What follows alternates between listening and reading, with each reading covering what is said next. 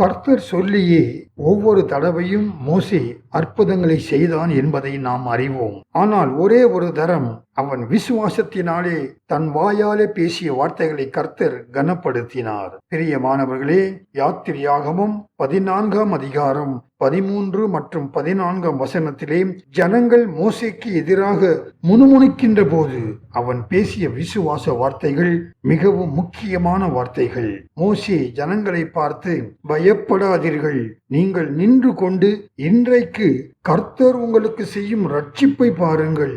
இன்றைக்கு நீங்கள் காண்கிற எகிப்தியரை இனி என்றைக்கும் காண மாட்டீர்கள்.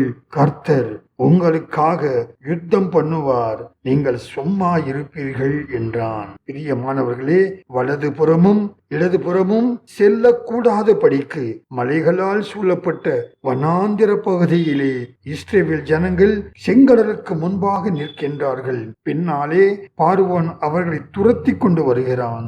மேற்கொண்டு எப்படி செல்வது என்று ஜனங்கள் திகைத்து கொண்டிருக்கும் சமயத்தில், தாங்கள் மரிக்கத்தான் போகிறோம் என்று நினைக்கின்ற அந்த சமயத்தில் தான் மோசே இந்த விசுவாச வார்த்தைகளை பேசுகிறான். அவன் விசுவாசத்தில் பேசிய அந்த வார்த்தைகளை கர்த்தர் கனப்படுத்துகிறார். எகிப்து தேசத்தில் இருந்து புறப்படச் செய்த இஸ்ரவேல் ஜனங்களை மீண்டும் கர்த்தர் எகிப்தியர்களுக்கு ஒப்பு கொடுக்க மாட்டார் என்பது மோசேக்கு தெரியும். ஆனாலும் செங்கடலை பிளந்து தன் ஜனங்களை ரட்சிப்பார் என்பது அவனுக்கு தெரியாது.